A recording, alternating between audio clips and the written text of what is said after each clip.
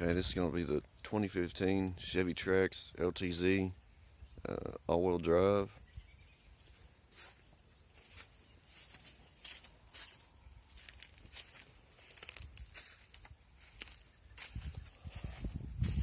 It's used.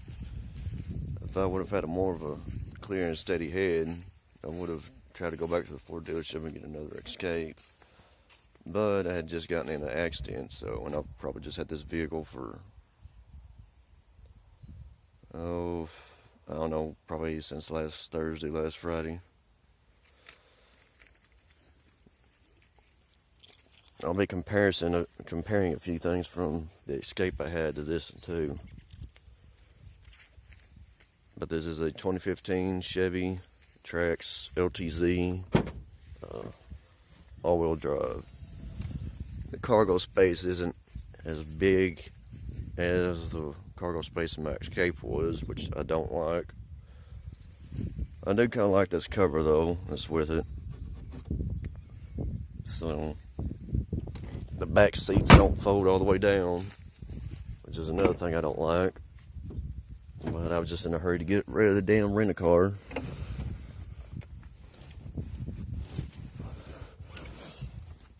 That's pretty much as far down as that back seat folds on both sides. So not much in terms of adding additional cargo space when the seats laid down. This one don't fold, well, this one fold down a little bit more, but still, even with the seats folded down, if I was to lay back here, I wouldn't be able to lay fully down. So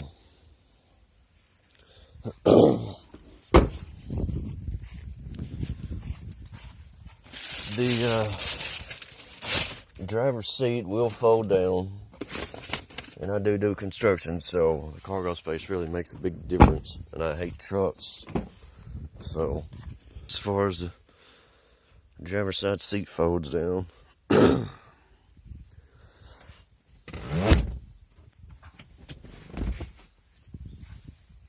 passenger seat folds down the same amount. So, but here's the trip button, my Escape button. Pretty much all the shit was right here on the steering wheel to mess with all of it.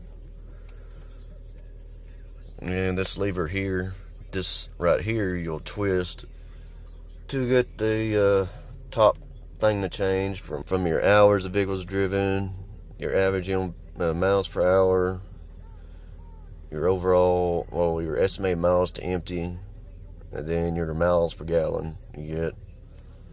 With that Escape, I could go 400 miles when driven right, and run it on full synthetic oil, full synthetic motor oil, and a full synthetic oil filter. That made a little bit of difference. It usually added about 2 additional mpgs, miles per gallon, than using conventional. And you push this button here in to reset your top part, and then you hold this right here to reset your miles. So this mini button here, it'll pretty much show the temperature.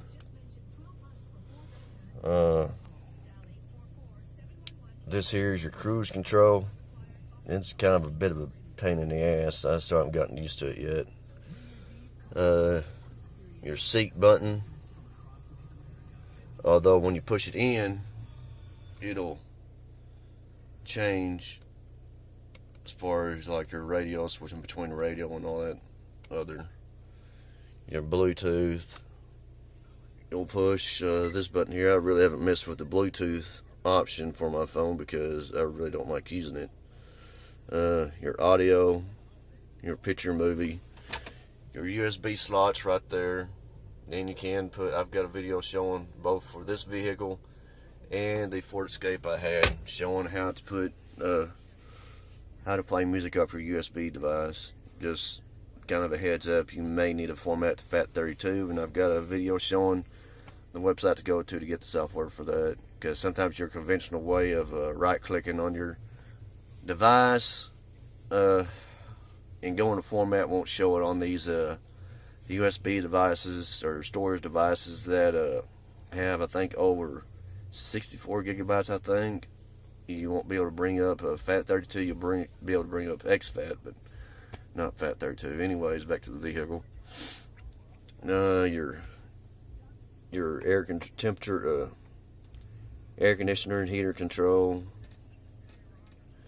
your speeds, your where you want the air to come out, and you push this here in, and it's got a seat warmer. And note, this is the 2015 Chevy Trax LTZ all-wheel drive vehicle. So there's your glove compartment. You got another compartment right here, and then you got a holder right here, which I kind of like that too, as well as this bottom one. You don't have a like in your Ford Escapes, where you'd have your armrest right here and then your internal compartment when you lift the deal up. Don't have one of those in this Chevy. You got another compartment up here for like your sunglasses, for example, because it's not up here at the top like a lot of vehicles usually have it. Your lights,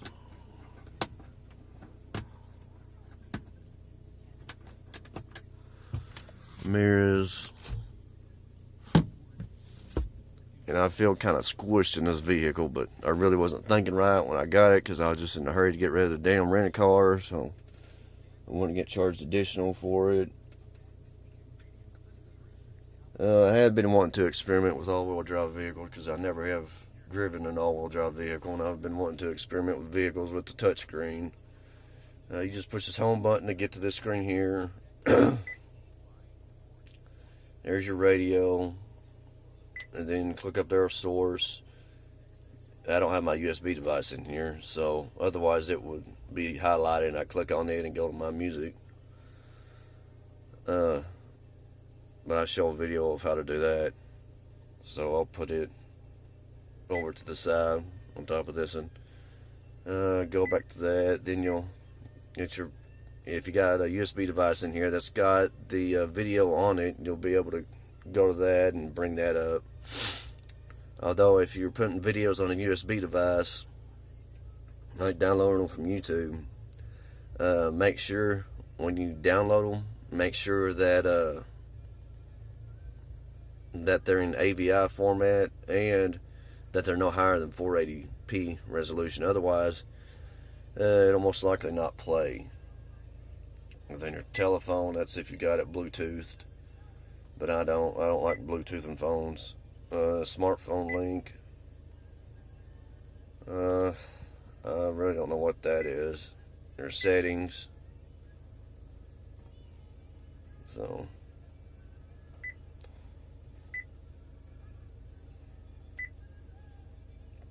but yeah, if I would have thought, I would have paid more attention, especially to the cargo space.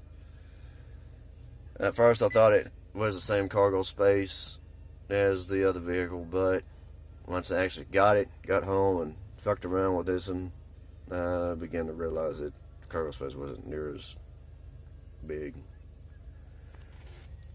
This digital screen, I don't like it.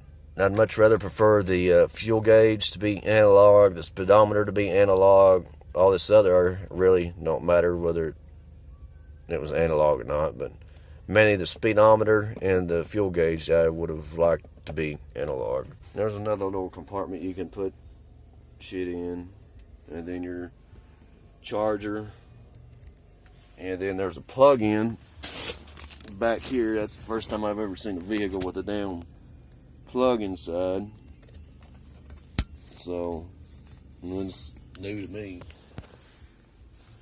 And that's what that cargo area looks like with that cargo cover.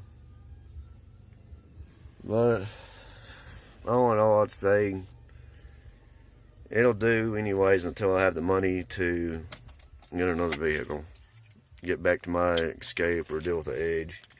Because I like the cargo space and I like the fuel economy of the Escape. I really haven't messed with an Edge, but